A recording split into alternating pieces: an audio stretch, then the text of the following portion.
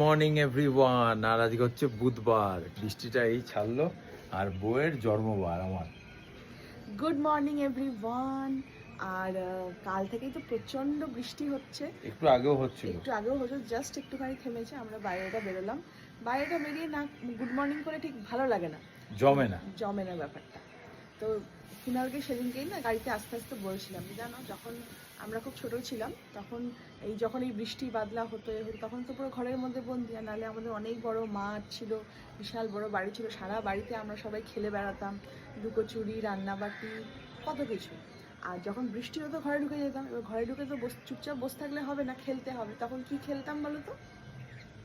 এই বলতো দেখি এই লেখাটা কোথায় আছে, বলতো দেখি এই কালারটা ঘরের কোথায় রয়েছে, এই জিনিসটা ঘরের কোথায় আছে। মানে একজন জিজ্ঞাসা করতো আর বাদ বাকি কে আগে বলতে পারবে, খুঁজে খুঁজে দেখতে, ক্যালেন্ডারে কোন নাম্বারটা লেখা রয়েছে, কোন কালারটা, তাই না বলো? ছোটবেলায় এগুলো হচ্ছে আমাদের খেলা।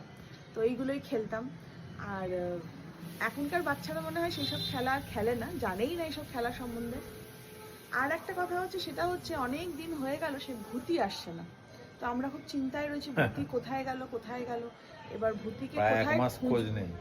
ভূতির তো না ভোটার আইডি আছে, না আধার কার্ড আছে, না ফোন নাম্বার আছে। কোথায় ভূতির খোঁজ নেই? মনটাও খারাপ, তোমাদের বলিনি অনেকদিন, রোজই ভাবে বলবো, কিন্তু আজকে প্রায় মাস দেড়েক হয়ে গেল ভূতি কিন্তু আসছে না। কি হলো ভূতির কে জানে।